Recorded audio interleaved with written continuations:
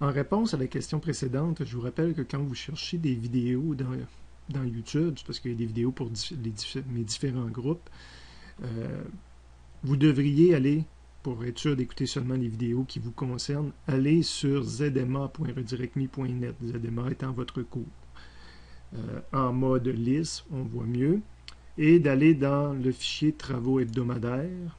Le fichier qui s'ouvre, la première page, c'est des informations générales là, sur quoi ressemble une semaine typique. Mais à la deuxième page, là, vous avez les listes de lecture à utiliser.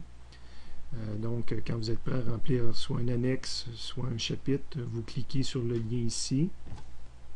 Dans le courriel, on me parlait entre autres du chapitre 0.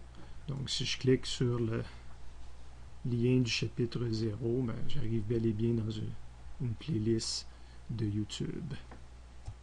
Quand vous suivez les directives, après avoir écouté les vidéos, c'est mentionné faire des exercices. Puis là, vous vous demandez où sont les exercices parce que je ne distribue aucun document.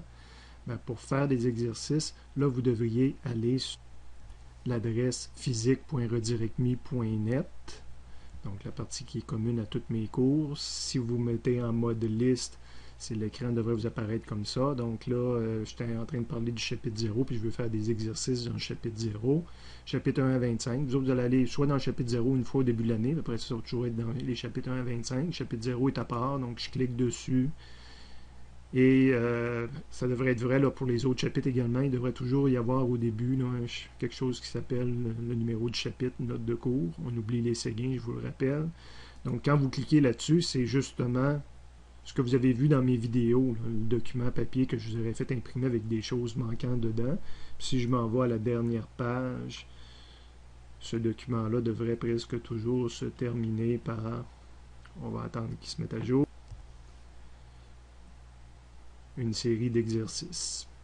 Donc vous n'avez pas besoin de réécrire la question, vous me faites juste répondre sur votre papier à vous là, aux différentes questions. Je répète, n'écrivez pas la question, je ne veux pas payer pour l'écriture de la question, je veux payer pour la solution à ces problèmes-là.